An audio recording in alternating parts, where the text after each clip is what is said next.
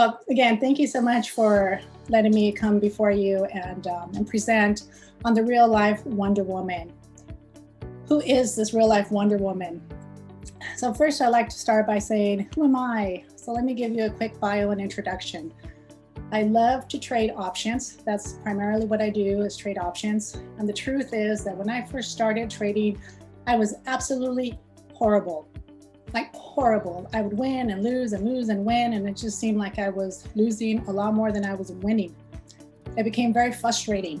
And at the time, I did not know about real life trading.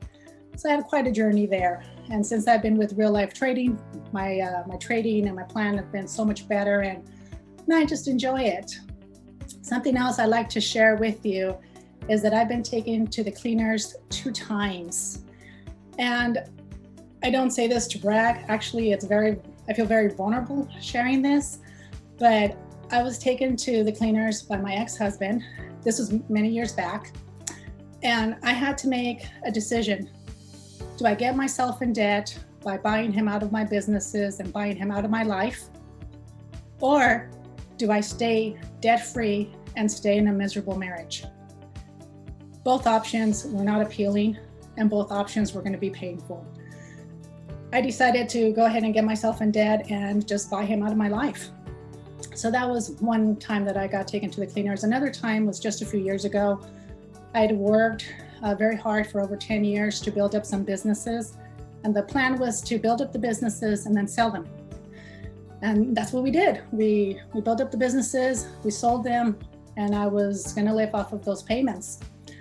Well, next thing I know, I stopped getting payments. And not only did the payments stop, but one of the groups that I sold to, they just pretend that I'm dead, and like they don't owe me a penny, and they owe me a huge amount of money. So not only did I lose out on the money, I almost lost my house. I had to go through my savings. I had to put myself in debt to not lose the house. And they just move about their life like nothing ever happened. And my life got turned upside down and inside out.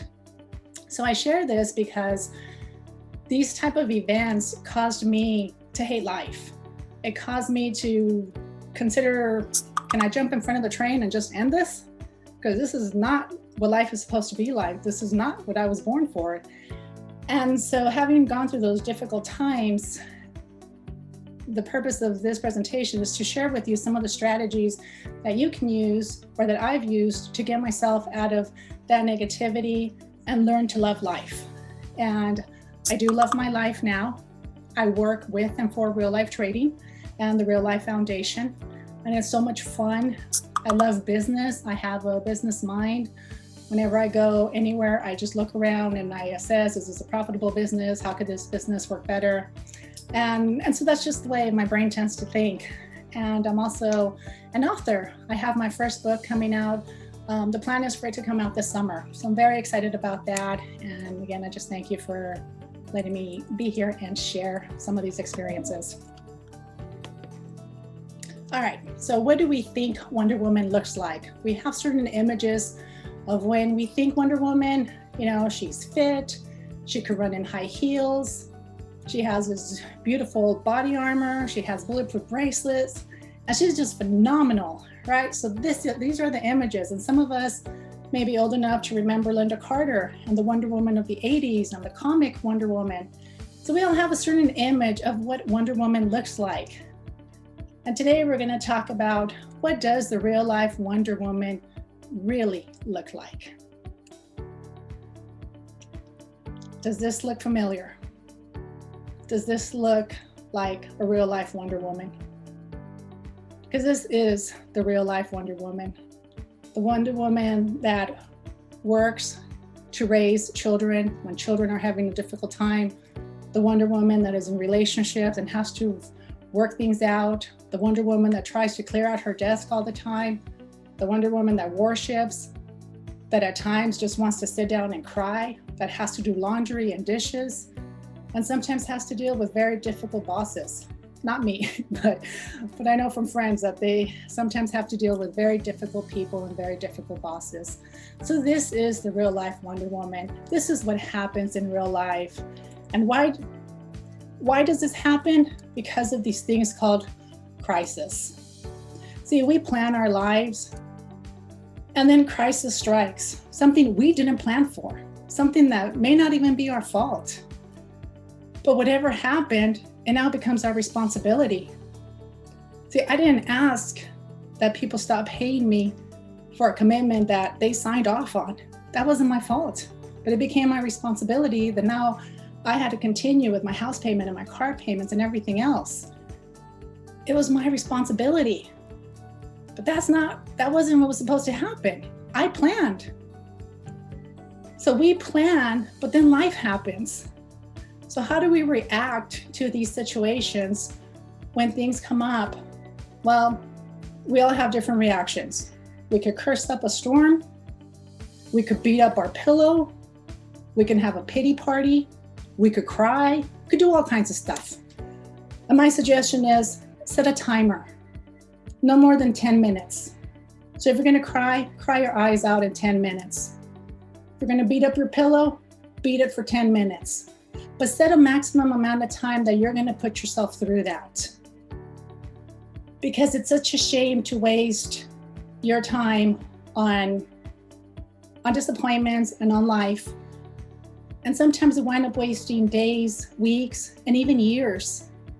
So we have to learn to really just take situations as an adult. We don't have to like it, but we have to be willing to get through them. And the sooner we look for solutions, the sooner we will find them. Don't focus on excuses. We can spend years searching for excuses, and we'll find them. So let's just realize that things that happen to us, these obstacles, are there to get us to shift. It doesn't mean we give up. It just means we have to do things differently and we have to find a different solution. So one of the things that has helped is to look at challenges as preparations. The challenges develop our character and resilience. See, big dreams are not easy. If they were easy, everybody would do it. But they're not. So challenges force us to be resourceful. It gives us an opportunity to think like we have never thought before. It heightens resistance so that in the future, we don't break. And that's very key, because when we look at our past as situations that have prepared us or are preparing us for our future, we will do so much better in life. These are stepping stones. If I hadn't put myself in debt to get my ex-husband out of my life, I don't know that I would have been willing to sign a loan for 5 businesses all at once. See, that situation, for as bad as it was, helped me to prepare for what was coming next.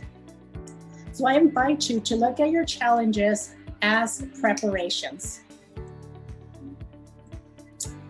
And I'm here to remind you that you were born a Wonder Woman.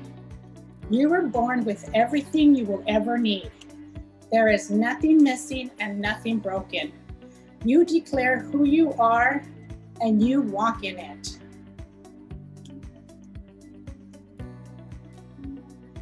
You have to walk with virtue, valor, and strength. Those are going to be some of the key personality traits that we need to embrace.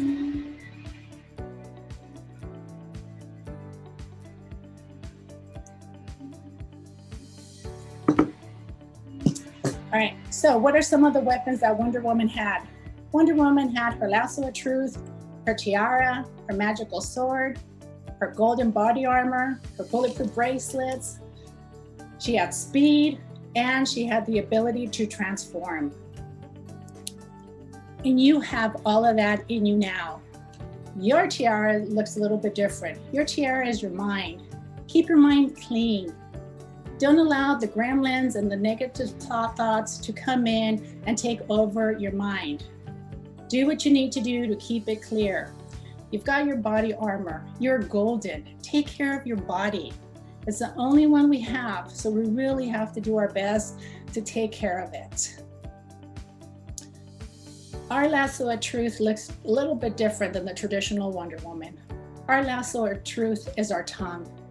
We stop saying bad things about ourselves. And I encourage you to stop. If you happen to say things like, oh, I'm too dumb. I never get this right. This never works out. Just stop saying those type of things. If you don't have anything nice to say, don't say anything. Silence is better than you speaking out bad things about yourself. Don't put yourself in the mouth of a lion, and don't allow yourself to talk bad about others. I know as women, sometimes we tend to gossip, so we've got to consciously stop doing things like that. We don't know what other women are going through, and it's so much better to lend a hand than to use our tongue for evil. We also have our own sword and our unbreakable bulletproof bracelets. We use our sword to cut through the unnecessary stuff in life. Just cut through all the junk and get to the truth.